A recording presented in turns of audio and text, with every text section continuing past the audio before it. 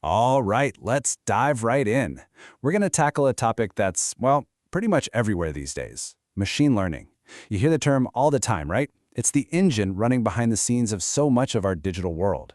So today, we're going to pull back the curtain and see how it really works. So let me ask you something. You ever been on YouTube and it serves up the perfect next video? It feels like it's reading your mind, doesn't it? Well, how does it know? It's not magic, and it's definitely not a person guessing. Nope, it's machine learning in action. And at its heart, this is what we're talking about. See, traditionally, you'd have to write code for every single possibility.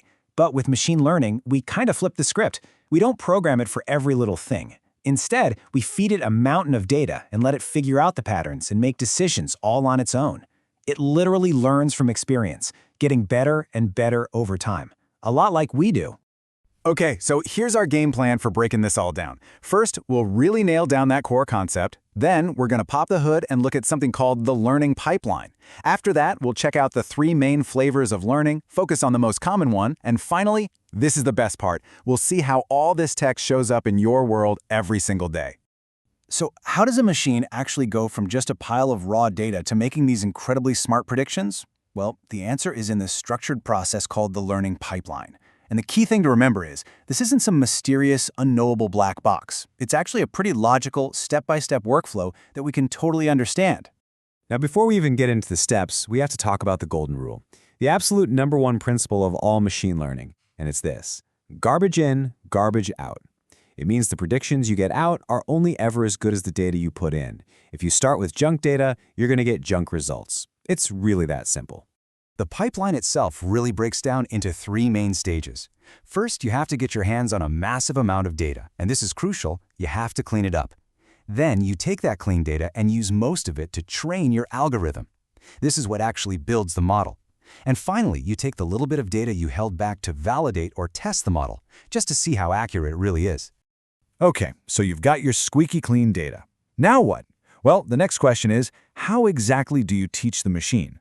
Turns out there's more than one way to do it. Depending on what you're trying to solve, you'll use different strategies.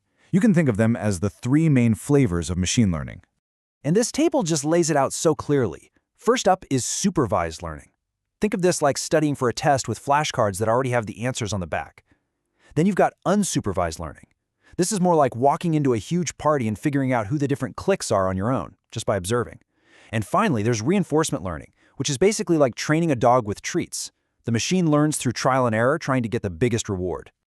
All right, for the rest of this journey, we're going to zoom in on that first one, supervised learning. Why? Because it is the absolute powerhouse behind so many of the apps and tools you use every single day, from your spam filter to the camera on your phone. And a supervised model really does two main jobs. The first is called classification. This is all about sorting things into buckets or categories.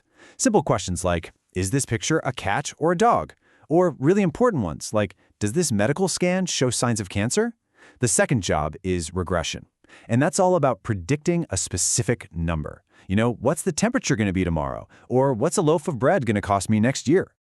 And here's where it all comes together. The crucial point is that all this stuff, the pipelines, the algorithms, the data, it isn't just theory floating around in a computer lab. It all comes together to build real tools and features that you're using constantly, probably without even thinking about it. I mean, it is truly everywhere. It's what recommends that next YouTube video. It's the spam filter that keeps your inbox clean. It's the system in a self-driving car that sees other vehicles on the road. It's even helping doctors spot cancer earlier. And yep, it's that predictive text that's already finishing this sentence for you on your phone. So, after all that work, the data cleaning, the training, the validating, what do you actually have? You have a model. Now, don't picture some giant thinking robot. In the real world, the model is just a file. That's it. But it's a very special, highly trained file that's ready to take in brand new data and, almost instantly, spit out a smart prediction. And that brings us to one last, pretty mind-blowing question. We started by saying machine learning is about teaching a computer to learn from experience. So, if a machine can genuinely learn and adapt and get better on its own, where does that road end?